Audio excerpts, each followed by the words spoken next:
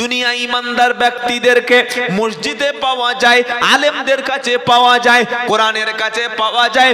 দুনিয়ায় ইমানদার ব্যক্তিদেরকে মদের আড্ডায় পাওয়া যায় না, সুদের আড্ডায় পাওয়া যায় না, কোনো অবৈধ নারীর কাছে পাওয়া যায় না, গানের অনুষ্ঠানে পাওয়া যায় না, মদের অনুষ্ঠানে পাওয়া যায় না, খেলাধুলার অনুষ্ঠানে মুসলমান যায় না। কি বলছেন বলেন? প্রত্যেকটা এলাকাতে এমএলএ বিশ্ব এমএলএ কাপ চলছে, যুবকরা খেলা করছে, যুবতীরা খেলছে। দিনের বেলা এমএলএ কাপ খেলা হচ্ছে, রাত্রে বেলা সেখানে ফাংশন আছে না নাই? এটা মুসলমানদের কথা বলছি, অমুসলমানদের কথা বলার সময় নেই আমার হাতে। মুসলমান দিনের বেলা দিচ্ছে খেলা, রাত্রে বেলা লাগাচ্ছে মেলা, সেখানে যত রকমের ড্যান্স হচ্ছে, পাশে একটা জুয়ার ঠেক বসছে, লটারি চলছে, জুয়া চলছে, এক সাইডে মদের বোতল চলছে, শত শত নারীরা ইজ্জত হারাচ্ছে, ইমাম প্রতিবাদ করে চাকরি হারাচ্ছে, বাপ প্রতিবাদ করে মেয়ের কাছে খারাপ হচ্ছে, মা প্রতিবাদ করে ছেলের কাছে খারাপ হচ্ছে, গ্রামের কেউ প্রতিবাদ করতে পারছে না। এই রকম পরিস্থিতি যখন তৈরি হবে, কিয়ামত একেবারে সামনে এসে গেছে, আর মোটে বিলম্ব হবে না। আগে জলসায় কোনোদিন এরকম লাইটিং সাউন্ড সিস্টেম এগুলো কিচ্ছু ছিল না। ওই সেই যেসব মাইক ছোট ছোট যেই ওই হর্ন দেখেছেন, সেই ছোট ছোট যে মালগুলো, ওইগুলো একটা দুটো দিয়ে দিত। আর এরকম কি মাইক, ছোট্ট একটা মাইক্রোফোন দিয়ে, আর পাশে একটা হ্যাচাক লাইট ধরে, হ্যাচাক লাইট দেখেছেন? যারা বয়স্ক আমার আব্বারা বসে আছে দেখেছেন, দেখেন নাই? কয়েকটা গ্যাস ভরে দিলে এখন চলতো 3 ঘন্টা 4 ঘন্টা, ওটার নাম হচ্ছে হ্যাচাক লাইট। কি বলছেন, ওমার এখন আর আছে? হ্যাচাক লাইটের জায়গায় কি চলে এসেছে দেখতে পাচ্ছেন? এই একটা আছে, এই একটা আছে। আহ কি দারুণ! কি বুঝলেন? আগে উপরে একটা ত্রিপল বা চট টাঙিয়ে দিত, লোক বসে বসে সুন্দর। এখন একবার দেখুন যেন বাঁশের ঘর সাজিয়েছে। সুবহানাল্লাহ। কি বলছেন বলেন? সব আছে কিন্তু হেদায়েত নাই। আগে মসজিদ মাটির ছিল ভাই, ছিল না? ঢুকতে গেলে মাথায় কাটুস করে লেগে যেত, তলায় ধুলো হতো, সাদা কাদা দিয়ে বাড়ির মহিলারা মাঝে মাঝে পবিত্র অবস্থায় মসজিদ নেপে দিয়ে আসতো না? আর মসজিদের তলায় প্লাস্টিকের চট বিছিয়ে দিত। ইমাম সাহেবের জন্য শুধু একটা নামাজের পাটি ছিল। ঠিক বলছি না ভুল বলছি? আর এখন ওই মাটি থেকে ইট, ইট থেকে সিমেন্ট, সিমেন্ট থেকে নেট সিমেন্ট, নেট সিমেন্ট থেকে আরো পুট্টি, পুট্টি থেকে এলো দামি রং, তারপরে টাইলস, পুরো ওয়াল টাইলস। মসজিদের বাথরুমে দেখি টাইলস বসেছে, পুরো ওয়াল টাইলস। আমি বললাম সেক্রেটারিকে, ভাই মসজিদে যখন বাথরুমে টাইলস লাগিয়েছি তো মুসাল্লিদের পায়খানা করতে একটু কষ্ট হয়, ঘাম বার হয়, মসজিদের পায়খানায় দুটো এসি লাগিয়ে দে। কি খারাপ বলছি বলেন? যখন লাগাচ্ছি সব জায়গায় এসি, তো মসজিদের পায়খানা এসি লাগা, ওখানে এসি দিচ্ছিস না কেন? আর ইমাম সাহেবের ঘরটা দেখি সিঁড়ির তলায়। কি বুঝলেন বলেন? সেই মুর্শিদাবাদে দেখেছেন জীবতুন্নেসার কবরটা সিঁড়ির তলায়, দেখেন নাই? তো তাই বানিয়েছে মুসলমান সমাজ। প্রত্যেকটা মসজিদের সময়ের দাবি, ইমাম সাহেবের জন্য মসজিদ কমিটি ইমামের জন্য পার্সোনাল একটা ঘর তৈরি করুন। হাওড়া, হুগলি, মেদিনীপুর, বাঁকুড়া, বীরভূম, অধিকাংশ জেলায় আমি সফর করে দেখেছি, প্রত্যেকটা মসজিদের সঙ্গে ইমাম সাহেবের আলাদা রুম, স্পেশাল কামরা আছে। ইমাম বিবি বাচ্চা নিয়ে সেখানে মানুষ করছে, পড়াশোনা শেখাচ্ছে।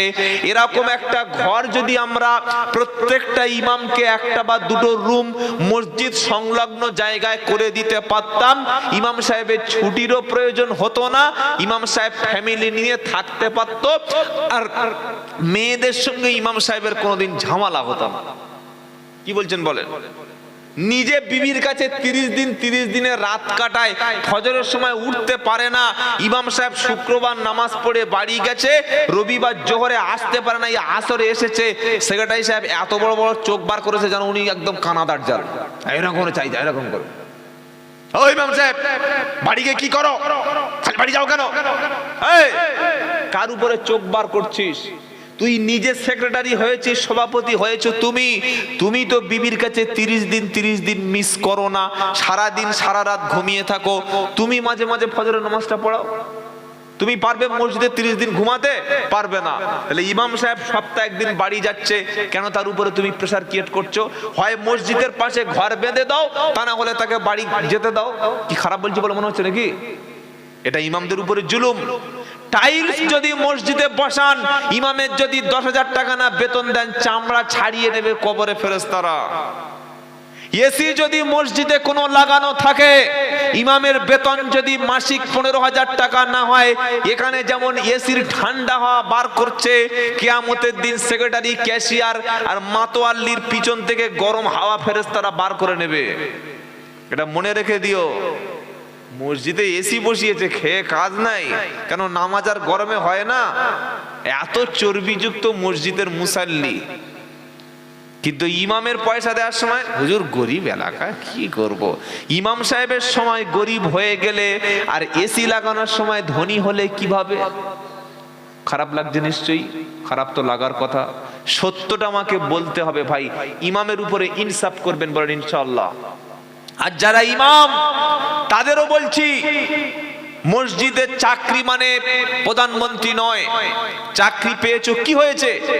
কোন মসজিদের আন্ডারে একজন ইমানদার ব্যক্তির বাড়িতে যদি বেনামাজি থাকে, এই সম্পর্কে অবশ্যই ইমামকে জিজ্ঞাসা করা হবে যে যে মহল্লায় ইমাম সাহেব ইমামতি করছে, সেই মহল্লায় কোনো মেয়ে যদি বেপরদায় থাকে, সেই মহল্লায় কোনো ছেলে যদি কোরআন না জানে, ইমামকে আল্লাহর সামনে দাঁড়িয়ে জবাব দিতে হবে।